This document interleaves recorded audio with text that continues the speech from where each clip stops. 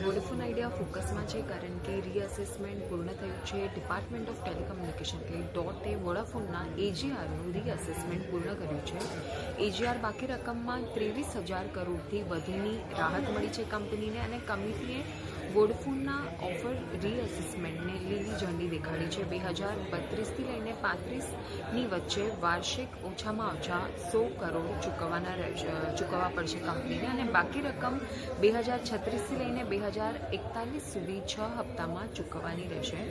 ડોટે 31 December 2025માં 87,695 crore સ્થગિત કર્યા હતા કંપનીના. હવે એટલે પોઝિટિવ સમાચાર છે કંપની માટે, અને એટલા માટે આજે સ્ટોક પણ આપણને એક ખરીદારી અહીંયા જોવા મળી રહી છે.